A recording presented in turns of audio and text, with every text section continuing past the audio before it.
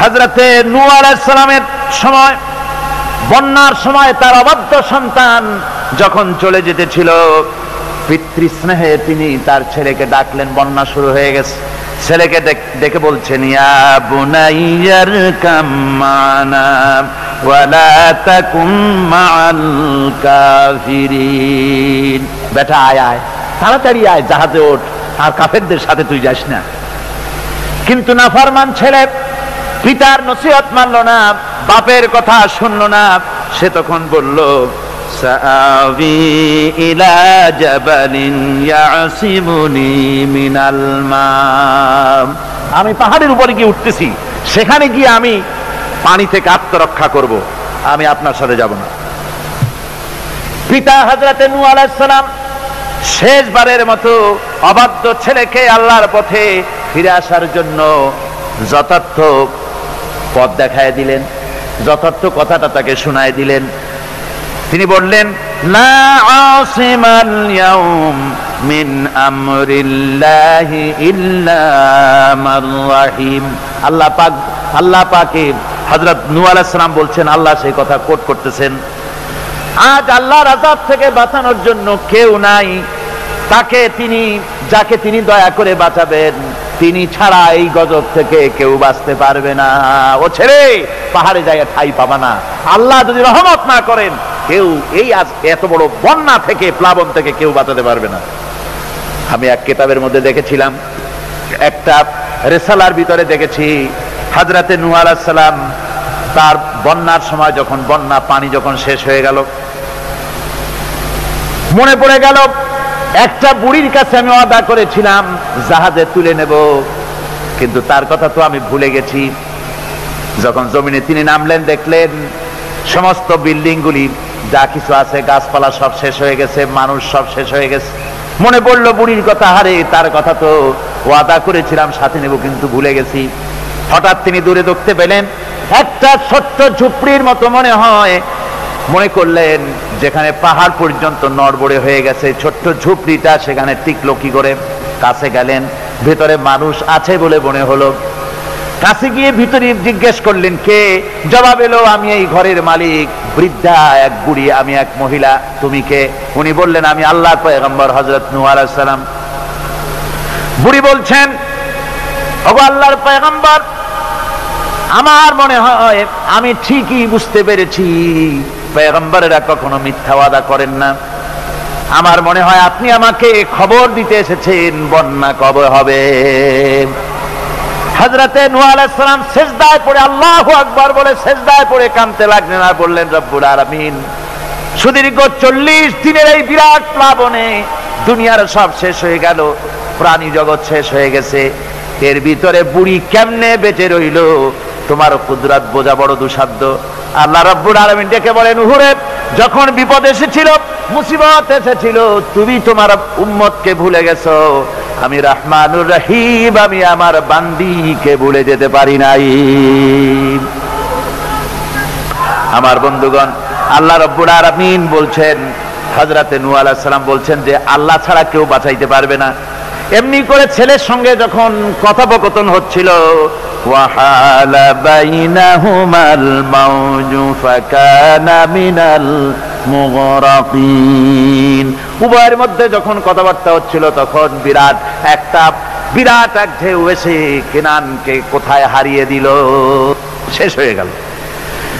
কেনান যখন পানির ভিতরে ডুবে গেল, হযরতে নূহ আলাইহিস সালাম ব্যাকুল হয়ে গেলেন, নিজের সন্তান পানির মধ্যে ডুবতেছে, বাপের মনে কেমনে সহ্য হয়? পিতৃস্নেহে উদ্বেল হয়ে পড়েছেন তিনি তখন বললেন, ওয়ানাদা নূহুর রাব্বাহু ফাকালা ইন্না ইবনি মিন আহলি। নূহ আলাইহিস সালাম চিৎকার মেরে বললেন, আয় আমার রব, আমার পুত্র, সে আমার আহাল, আমার পরিবারভুক্ত। পুত্রের মুক্তির জন্য নূহ আলাইহিস সালামের প্রার্থনা করা আদৌ বেঠিক ছিল না। সন্তানের জন্য স্নেহের দিক থেকে তা সঠিক হলেও আল্লাহর যে নিয়ম নীতি, তা ছিল সেই নিয়মের সম্পূর্ণ পরিপন্থী। আল্লাহ রাব্বুল আলামিন সাথে সাথে জবাব দিয়া দিলেন, ইয়া নূহ ইন্নাহু লাইসা মিন আহলিক ইন্নাহু আমালুন গায়রু সালিহ। আল্লাহ রাব্বুল আলামিন বললেন, ও নূহ, এই ছেলে তোমার ঘরের তোমার আহাল নয়, সে তোমার পরিবারভুক্ত নয়।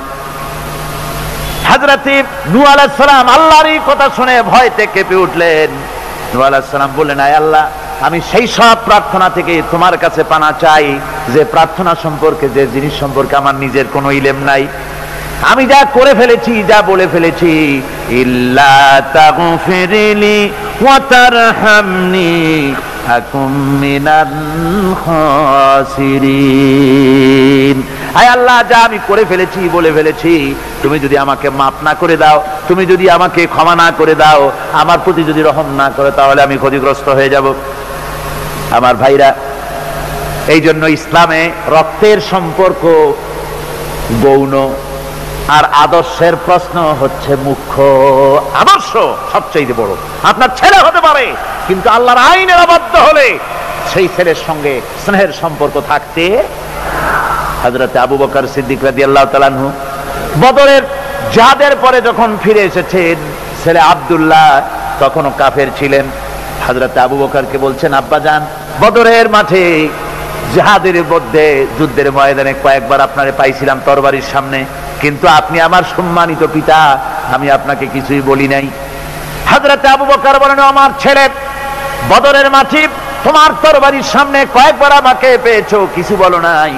আমি আল্লাহর নামে কসম করে বলি, ওই বদরের মাঠে তুমি যদি আবু বকরের চোখের সামনে একবারও পড়ে যেতে, আবু বকরের তরবারি তোমাকে ক্ষমা করে দিত না।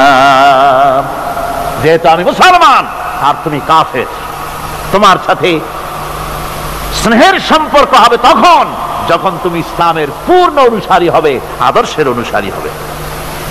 আমার ভাইরা, এই জন্য সূরা তাওবার ভিতরে আল্লাহ রাব্বুল আলামিন বলেছেন, ইয়া আইয়ুহাল্লাযীনা আমানু লা তাত্তাখিযু আবাআকুম ওয়া ইখওয়ানাকুম আউলিয়া ইন ইসতাহাব্বুল কুফরা আলাল ঈমান।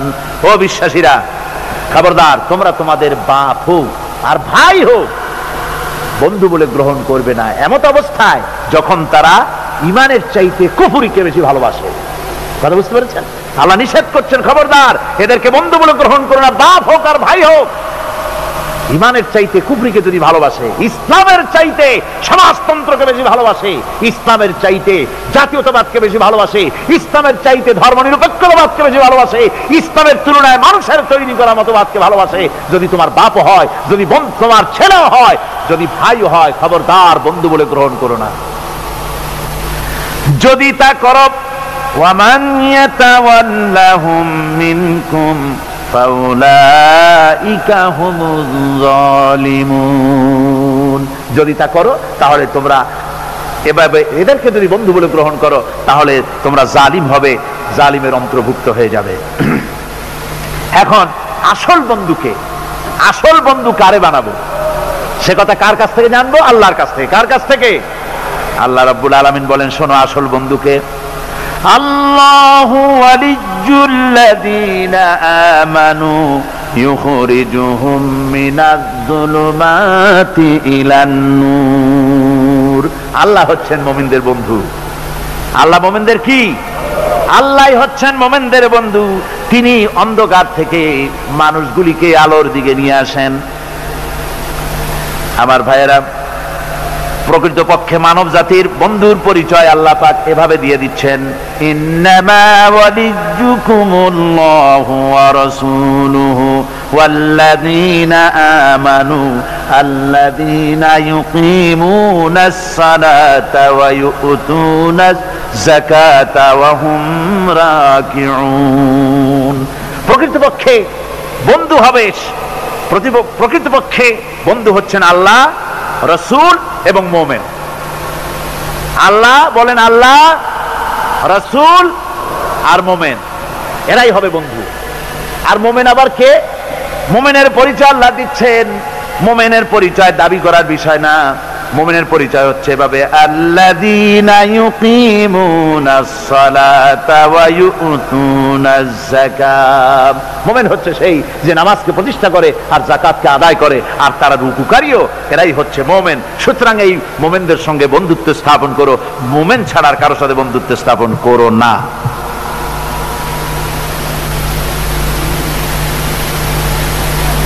আল্লাহ পাক এবার বলছেন কিয়ামতের দিন, ওয়াকালার রাসূলু ইয়া রাব্বি ইন্না কওমি ইত্তাখাযু হাযাল কুরআনা মাহজুরা। কিয়ামতের দিন আল্লাহর হাবিব তিনি মামলা দায়ের করবেন। চিন্তা করেন, কিয়ামতের দিন আল্লাহর কোর্টে, কার কোর্ট? আল্লাহর কোর্টে মামলা দায়ের করবেন কে? কে করবেন? রাসূল পাক সাল্লাল্লাহু আলাইহি ওয়াসাল্লাম। তার নামে দরুদ পড়েন, সাল্লাল্লাহু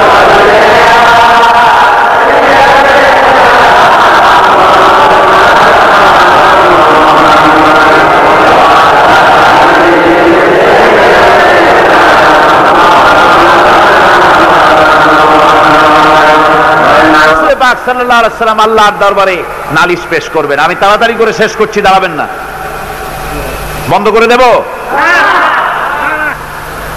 দাঁড়ালে কিন্তু আমার মুড অফ হয়ে যায়, আপনারা জানেন। আপনারা মেহেরবানি করে, আমি রাত অনেক হয়েছে বুঝতে পারছি, খুব তাড়াতাড়ি করে শেষ করে দিচ্ছি। রুকুটা শেষ হতে বোধহয় আর 2-3টা কি 4টা আয়াত বাকি আছে মাত্র। ধৈর্য ধরতে পারবেন না? আল্লাহ পাক বলেন কিয়ামতের দিন রাসূল নালিশ দায়ের করবেন, মামলা দায়ের করবেন আল্লাহর দরবারে। বলবেন, আয় আল্লাহ, আমার জাতি, আমার কওম এই কোরআনকে উপহাসের বস্তু বানায় নিয়েছিল। وَكَذَلِكَ جَعَلْنَا لِكُلِّ نَبِيٍّ عَدُوًّا مِّنَ الْمُجْرِمِينَ وَكَفَى بِرَبِّكَ هَادِيًا وَنَصِيرًا। আর এইভাবে করে আমি প্রত্যেক নবীদের জন্য দুষ্কৃতকারীদেরকে দুশমন বানিয়ে দিয়েছি। ওয়াকাফা বিরাব্বিকা হাদিয়ান ওয়া নাসীরা। আর সত্য পথ প্রদর্শনের জন্য আর সাহায্য করার জন্য আমি আল্লাহ আপনার জন্য যথেষ্ট। কোরআন, এই জাতি কোরআনকে উপহাসের বস্তু বানিয়েছে। তার মানে কি? তার মানে হচ্ছে কোরআনের তেলাওয়াতকে তারা বন্ধ করেছে, কোরআনের প্রতি, কোরআন থেকে তারা দূরে সরে গিয়েছে। তারা কোরআনে কারীমকে, কোরআনের পরিবর্তে তাদের গানের আসর তাদের কাছে মজা লাগে। কবিতা পাঠের আসর, গানের আসর, পুঁথি পাঠের আসর, নাচ, নাটক, গল্প ইত্যাদি তাদের কাছে মজা লেগেছে। আমার কোরআনকে তারা ছেড়ে আপনার কোরআনকে তারা উপহাস করেছে। এই উপহাস করার কারণেই মুসলমানদের এই চরম অবনতি। আল্লামা ইকবাল বলেছেন, ও জামানা মে মুআজ্জদ থে মুসলমান হোকর और तुम खार बने हो तारिके कुরআন होकर। সে যুগের মানুষেরা কোরআনকে সম্মান করে দুনিয়ার বুকে মর্যাদা তারা পেয়েছিলেন, আর আজকে কোরআনকে, অমক কোরআনকে না মেনে কোরআন থেকে দূরে সরে গিয়ে মানুষেরা আজ চরমভাবে জিল্লতির মধ্যে পড়ে গিয়েছে। কাজী আল্লাহ রাব্বুল আলামিনের নবী কিয়ামতের দিন মামলা দায়ের করবেন, বড় মুশকিল হয়ে যাবে মুসলমানদের জন্য, বিপদে পড়ে যেতে হবে। সেজন্য রসুল যে মামলা দায়ের করবেন, ওই মামলায় যেন আমরা আসামি না হয়ে যাই, তার জন্য আমাদের দায়িত্ব হলো কোরআন পড়তে হবে, কোরআন বুঝতে হবে, আর কোরআন অনুযায়ী নিজেদের জীবনকে পরিচালিত করতে হবে। যারা এই কোরআনকে মানবে না, কোরআনের ফয়সালা অনুযায়ী জীবনের ফয়সালা করবে না, তাদের সম্পর্কে আল্লাহ পাক বলেছেন, ওয়ামান লাম ইয়াহকুম বিমা আনজালাল্লাহু ফাউলাইকা হুমুজ জালিমুন। যারা এই কোরআন দিয়ে, এই বিধান দিয়ে বিচার ফয়সালা করে না, তারা জালিম, তারা কাফের, তারা ফাসিক, যারা নাকি কোরআন দিয়ে বিচার ফয়সালা করে না। সুতরাং কোরআনের একটি রাজ কায়েম করার জন্য চেষ্টা করতে হবে, সম্মিলিতভাবে চেষ্টা করতে হবে, যাতে করে সমাজে কোরআনের রাজ কায়েম হয়ে যায়। শুধু তেলাওয়াতের মাধ্যমে নয়, বরং বাস্তবে কোরআনকে জমিনে প্রতিষ্ঠার জন্য সর্বাত্মক প্রচেষ্টা চালাতে হবে মুসলমানদেরকে। আমরা কি সেই প্রচেষ্টা চালাতে রাজি আছি? জোরে বলেন রাজি আছি। আল্লাহ রাব্বুল আলামিন বলেন, আমি প্রত্যেক নবীর জন্য দুষ্কৃতকারীদেরকে দুশমন বানায় দিয়েছি, অর্থাৎ এই দুশমনি চলতে থাকবে। হঠাৎ করে ফেরেশতারা এসে জমিনে দিন কায়েম করে দিয়ে যাবেন, এজন্য সংগ্রাম করতে হবে, এজন্য কষ্ট করতে হবে। আর আল্লাহ পাক বলেন, নবীকে বলছেন আপনাকে সাহায্য করার জন্য, সত্য পথ দেখাবার জন্য আর সাহায্য করার জন্য আমি আল্লাহ আপনার জন্য যথেষ্ট। যখন দিন কায়েমের জন্য সংগ্রামে মানুষ লিপ্ত হয়ে যাবে, আল্লাহ পাক বলেন শত্রুদের হাতে অসহায় করে আমি তোমাদের ছেড়ে দেব না। ওয়া কানা হাক্কান আলাইনা নাসরুল মুমিনিন, মুমিনদের সাহায্য করা আমি আল্লাহর জন্য ওয়াজিব। মুমিনদের জন্য সাহায্য করা আল্লাহর কি হক। আল্লাহ বলেন আমি মুমিনদেরকে সাহায্য করব, ভয় পাইও না। ওয়ালা তাহিনু ওয়ালা তাহজানু ওয়া আনতুমুল আলাউনা ইন কুনতুম মুমিনিন, কোনো ভয় নাই, কোনো চিন্তা নাই, যদি মুমিন হও আমি আল্লাহ তোমাদেরকে বিজয়ী করব।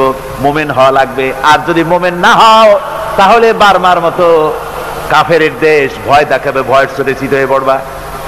বুঝলেন? ঈমান যদি থাকে, ঈমানের মজবুতি যদি থাকে, তাহলে মুসলমান লড়াই করে এসেছে, ইতিহাস দেখিয়ে এসেছে। সামান্য কয়েকজন মুসলমান, আল্লাহ বলেছেন 10 জন যদি হও 100-র উপরে আমি তোমাদেরকে জয়যুক্ত করব। সুবহানাল্লাহ। মুত্তাকি হতে হবে, সাবের হতে হবে।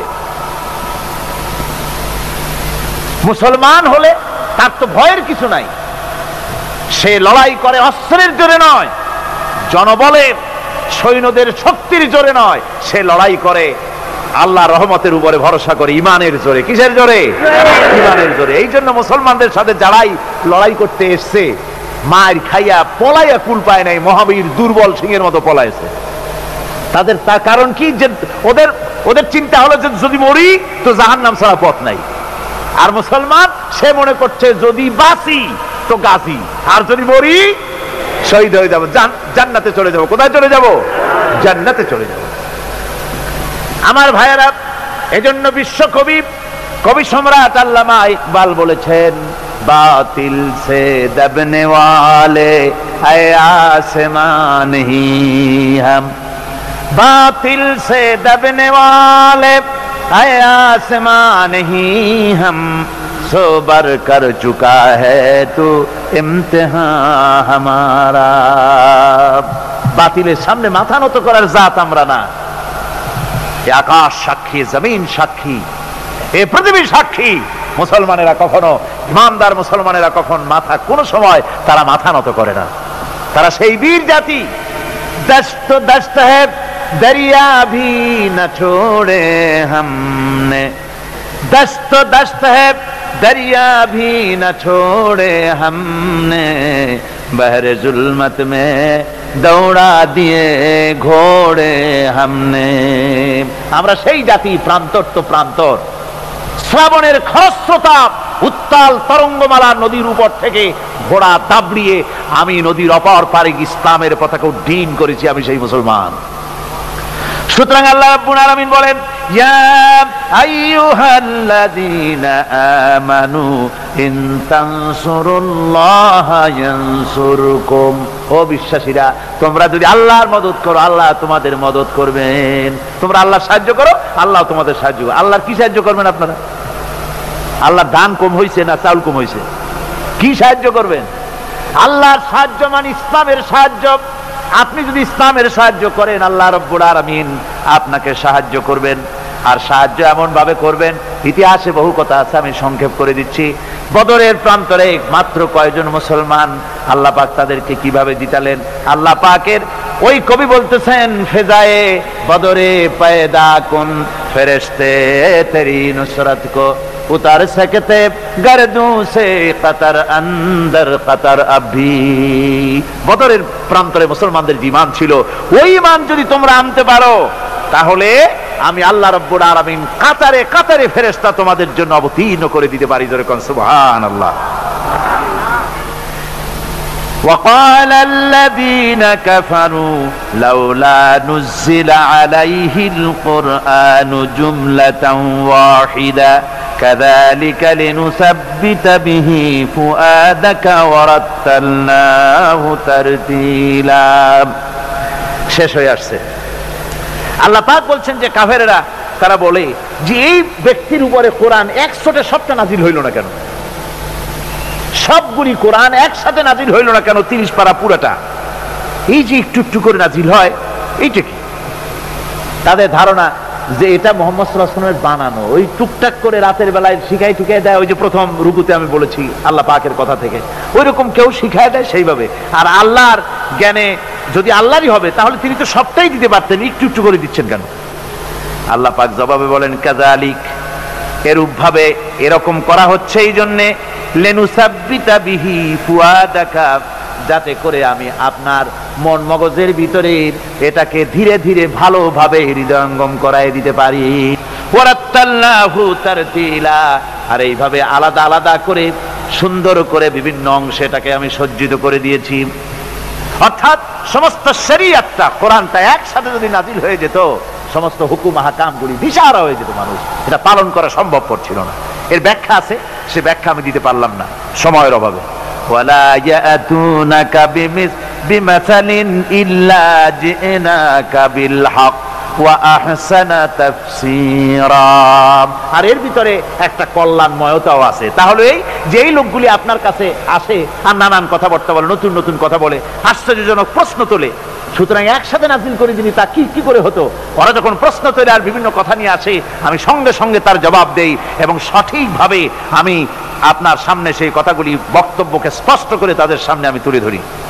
আল্লাযীনা ইউহশারুনা আলা বুজুহিহিম ইলা জাহান্নাম উলাইকা শাররুম মাকানাও ওয়া আযাল্লু সাবিলা।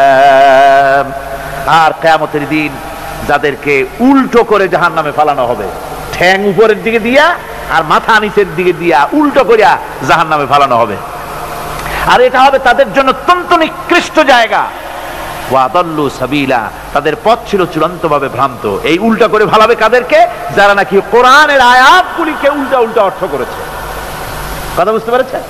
কোরআন শরীফকে বিকৃত করেছে, মানুষকে বিভ্রান্ত করেছে, কোরআনের আয়াতগুলি নিয়ে উল্টা উল্টা অর্থ করেছে। কিয়ামতের দিন এদেরকে উল্টা করিয়া জাহান্নামের মধ্যে নিক্ষেপ করা হবে।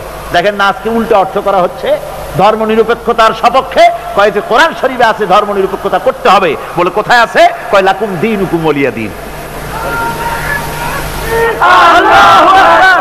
এখন স্লোগান দেওয়ার সময় নাই তো। এখন বিষয়টা হচ্ছে এই উল্টা কথা তারা বলতো বলতো যে লাকুম দীনুকুম ওয়ালিয়া দীন। এখন আপনারা বলেন লাকুম দীনুকুম ওয়ালিয়া দীন এটা কোন সূরা? সূরা কাফিরুন। এখানে কি? এখানে বিষয়টা হচ্ছে কাফেরেরা বলছিল যে হে মুহাম্মদ সাল্লাল্লাহু আলাইহি সাল্লাম, আসো ধর্মের ব্যাপারে আমরা কিছুদিন তুমি আমাদের এই মূর্তিগুলো পূজা করো, আর আমরা কিছুদিন তোমার হারাম শরীফের মধ্যে যাইয়া মসজিদে হারামে গিয়ে কিছু সময় তোমাদের নামাজ টামাজ পড়ে দিয়ে আসবো।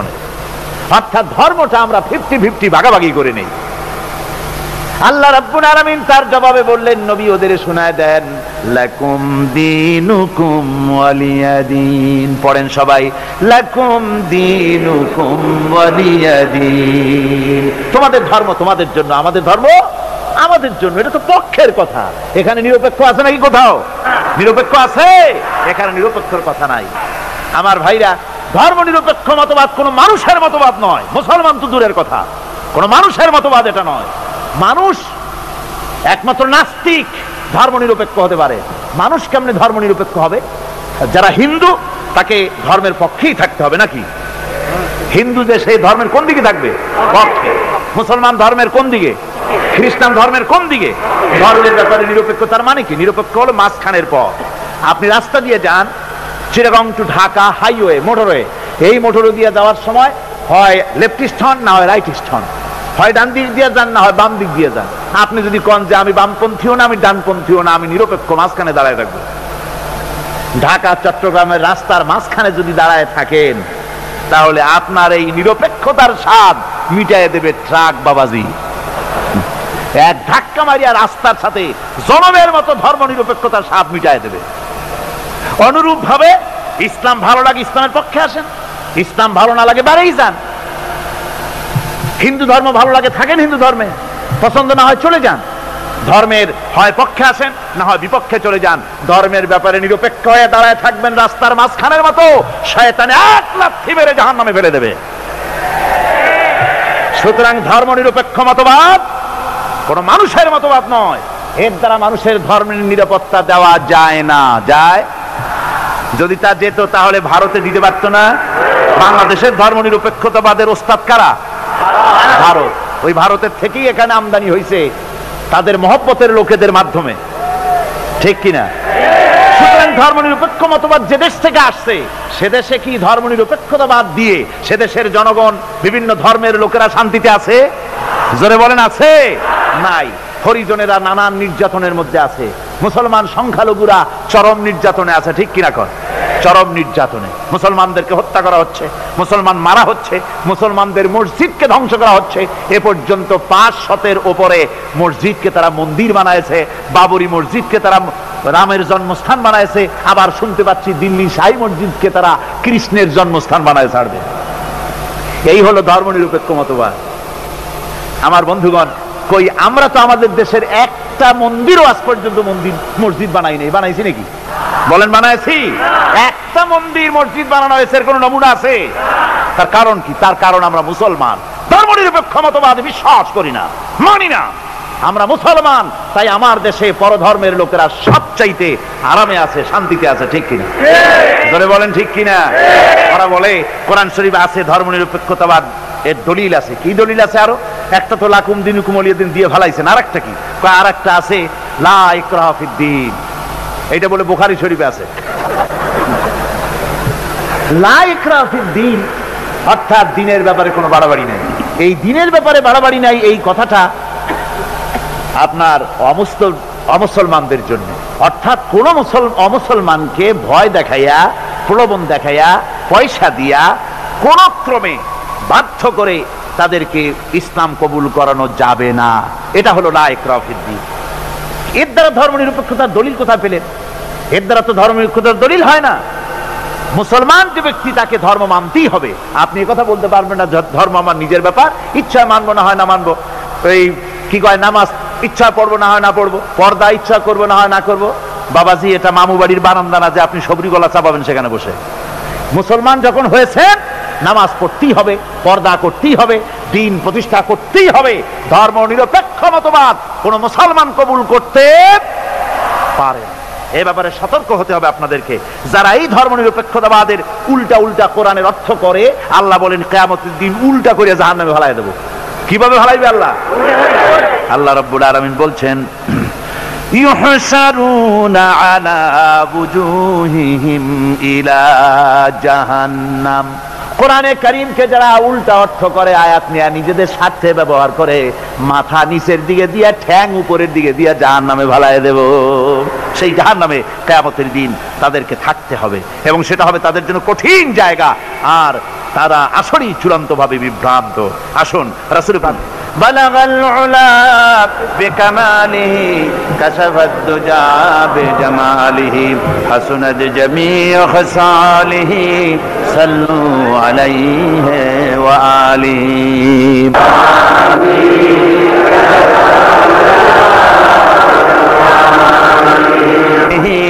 সাল্লু আলাইহি ওয়া আলিহি। আজকে এক সুখবর আছে আপনাদের জন্য। আজকে একজন মহিলা সহ 4 জন, মোট 5 জন অমুসলিম ইসলাম কবুল করতে এসেছেন।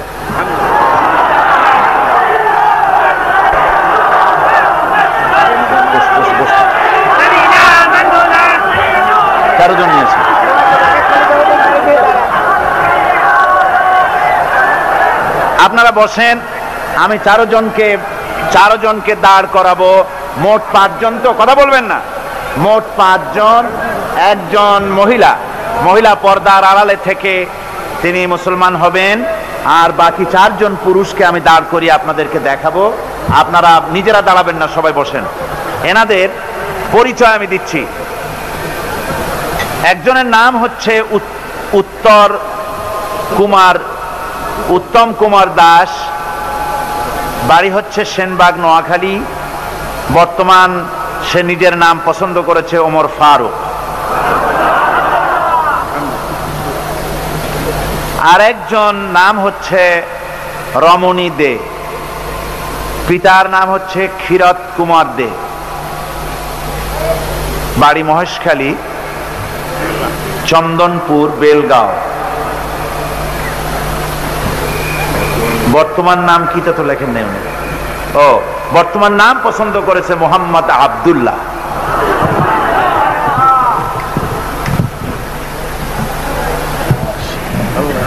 আর একজন হচ্ছেন খ্রিস্টান, তার নাম হচ্ছে জোহন রোমিও রডারিক্স, বাড়ি নোয়াখালী।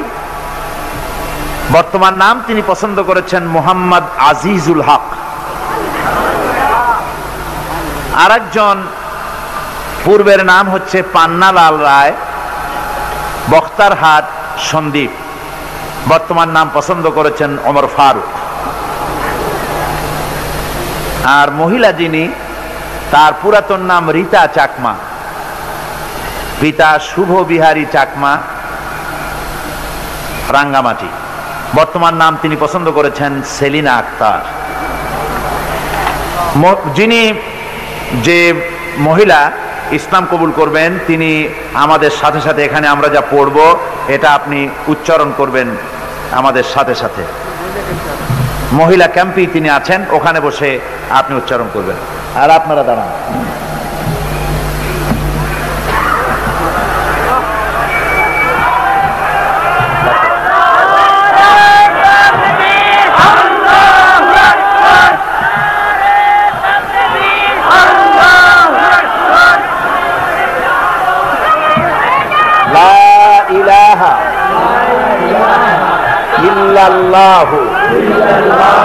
মুহাম্মাদুর রাসূলুল্লাহ।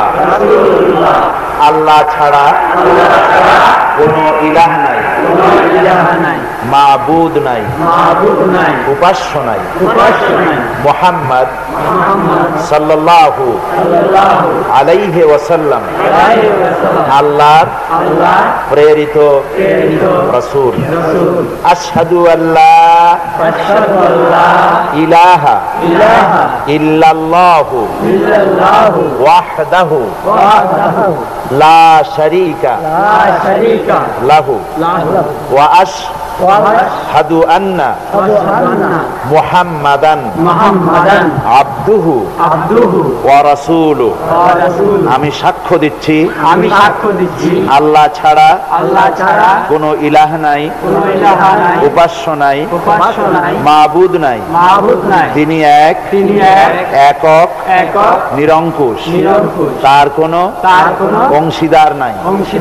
আমি আরো সাক্ষ্য দিচ্ছি মুহাম্মদ সাল্লাল্লাহু আলাইহি ওয়াসাল্লাম আল্লাহর প্রেরিত রাসূল। সালাম দেন সকলকে, আসসালামু আলাইকুম। আমি এখন, ওনারা তো এক মুহূর্ত আগেও মুশরিক ছিলেন, এক মুহূর্ত আগ পর্যন্ত মুশরিক ছিলেন, এখন ওনারা আমাদের দ্বীনি ভাই। ওনাদের সঙ্গে আমাদের সম্পর্ক কি? ওনারা আমাদের দ্বীনি ভাই। সুতরাং ইসলামের এই অঙ্গনে, এই পবিত্র অঙ্গনে ওনারা প্রবেশ করলেন। ওনাদের জীবনে শিরক এবং যত রকমের গুনাহ করেছেন, রাসূল পাক সাল্লাল্লাহু আলাইহি ওয়াসাল্লাম বলেছেন যে কলেমা পড়ার সাথে সাথে জীবনের সমস্ত গুনাহ খাতাকে আল্লাহ পাক মাফ করে দিয়েছেন। একটা বাচ্চা তার মায়ের পেট থেকে যেমন মাসুম হয়ে পৃথিবীতে আগমন করে, নিষ্পাপ বেগুনা মাসুম হয়ে যেমন আসে, এই চারটি লোক আর ঘরের ভেতরে আমাদের যে বোন ইসলাম কবুল করলেন, এনারা নবজাতক সন্তানের মতো বেগুনা এবং মাসুম আল্লাহ পাক এখন করে দিয়েছেন। আমি এখন এই বিশাল জনতার পক্ষ থেকে এই মাসুম আল্লাহর বান্দাদেরকে, ইসলামে ওনারা নতুন এসেছেন তাই আলিঙ্গন করে ওনাদেরকে সম্মানিত করছি।